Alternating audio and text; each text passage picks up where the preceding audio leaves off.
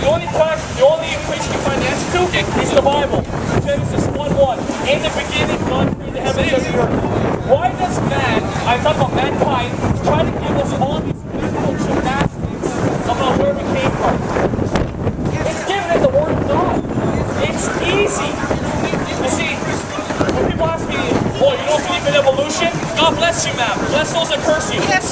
When we're told evolution, I just have to ask, what are you referring to? Is there 6 definitions of the word? Yeah, 6. There's cosmic evolution, origin of text matter. Stellar evolution, origin of planets and stars. Chemical evolution, where we get evolution from helium and hydrogen. There's organic evolution. How does living material come from non-living material? We've never seen that happen.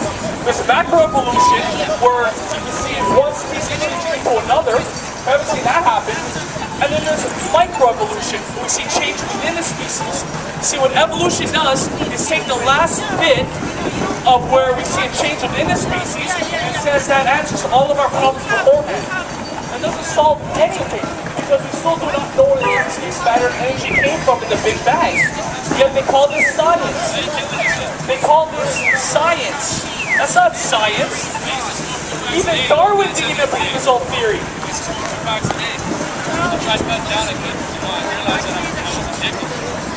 I even have The Origin of Feces or Species by Charles Darwin. I'll even read you a quote from it. Page 176 from the 150th anniversary edition. If it could be demonstrated that any complex organ existed which could not possibly have been formed by numerous senses, No, it's okay. Yeah, it's my friends. I said it would never leave my person. That was my solemn pledge today. Thanks though, Wesley. So now this is a work of no, it's my friends. Oh, okay, all right. Thank you though. No doubt many organs existed of which we do not know the transitional grades. More especially if we look at much isolated species, around which, according to my theory, there's been much extinction. So what he's telling you is that there's no proof that we evolved but trusted. No proof. Nothing. There's no proof in this. They put it under the category of science. Yet I've yet to find something that's scientific about this book. He has admitted he cannot prove we evolved, but just trust it. That's not science. That's fantasy. Stephen King could write better fiction than this. Stephen King, yeah. He could write better fiction. Well, how can that be? Why did God create a hell? Why does Toronto have a jail? Why does... We don't do that. Hey, God bless you, brother. God bless you. May the love of Christ dwell in your heart forevermore, brother. Love you, Amen to that, bro. Stay strong. See, Jesus died for everybody. If you accept what he did, you wouldn't have to, but you have to turn away from what he did. See, right now, if he died, if he's asking if Jesus come into his life and you change, yes, you get it. That's not what you would see my character in something. It's all righteous. If I went to his script. If he repents for what he did and makes up for it. Hey, Wesley. Hey, there it is. Son. Hey. JB, how many ways? How many ways, bro? One way. Good to see you, man. I'm well. That's the problem. I'm good. I'm just taping Tom here. He brings a lot to the table, man. Accept what Jesus did. That's what people have a problem because they have to deny themselves. Was it Matthew 16:21 or B 34:923? You have to deny yourself to the cross. Really special week is the next one, right? What's that? Really special week. Yeah. It is. It That's is. the problem. See, follow the 10 Commandments. If you don't follow the 10 Commandments or what Jesus said, love thine enemy, you're not a true Christian. Thank you, sir. God bless you. Where was I? Oh, yeah. See, one thing that Charles Darwin, or at least the people behind Charles Darwin, will not tell you is that he plagiarized his book, Origin of Feces, from his grandfather, Erasmus Darwin, called Zoonomia. You see, what the establishment or schools cannot tell you is that Erasmus Darwin was a Freemason, the highest level, which means that you have to believe in Lucifer. You see, he Feeling bad. Shit. You want to tell he's on the mic? Come on. Oh, Jesus doesn't even know that she's on. Anyway, Erasmus Darwin was a member of the Canongate Kilwinning Lodge number 2 in Edinburgh, Scotland. That's a Freemason fraternity. He was one of the most respected philosophers of that time. So Charles Darwin's grandfather, his nephews, his father, his brothers were all members of that lodge. You see, what they did was they took Charles Darwin's name off the Masonic scrolls and left them there. Because if they left the name in there, he'll have a lot of questions from the university. So how do I know that Charles Darwin was a Freemason? Well, I can turn to one truth, the Bible, Luke chapter 6. You shall know them by their fruits. Amen.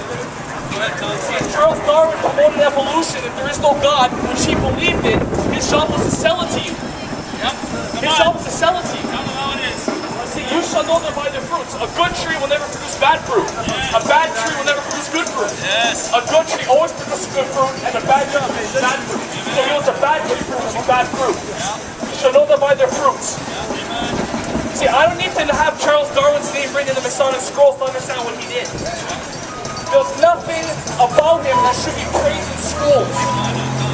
See, I can have a theory that the moon is made out of blue cheese, but don't try to pass off a science fact that there isn't any.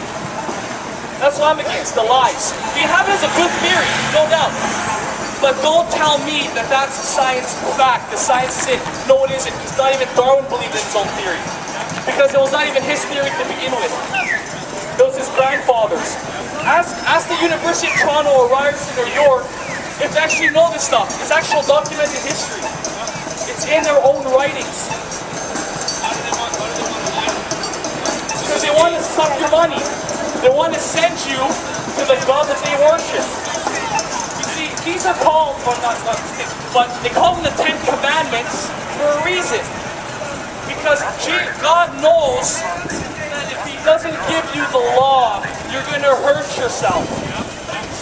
You see, if you commit adultery, sure, you get pleasure out of it, but what about the man who's married? You see, it's only good if you do it to somebody. It feels good. What if it was done to you? That's what God is trying to warn you about. And I always notice that Oprah Winfrey came on, I think it was about, I don't even know, I saw it on YouTube a year ago. She goes, God is a jealous God.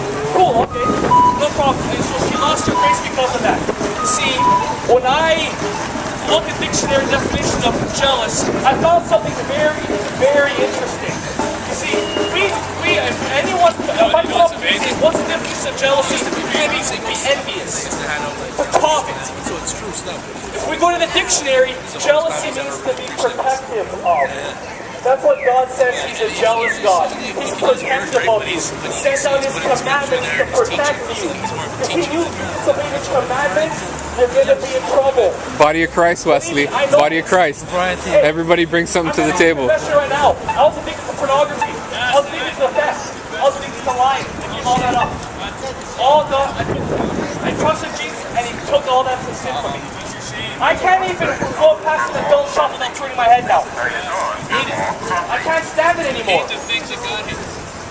See, God hates the sin, not the sinner. That's why He sent Jesus down for you.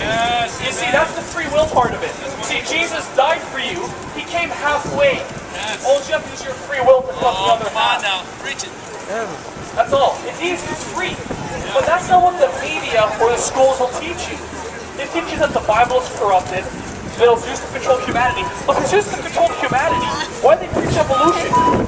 Why do they send movies like Angels and Demons and the Da Vinci Code saying that the Bible's corrupted? They're trying to lead you in a different direction. You see, and why is it all these radio show hosts, for example, let's say George Story from Coast to Coast,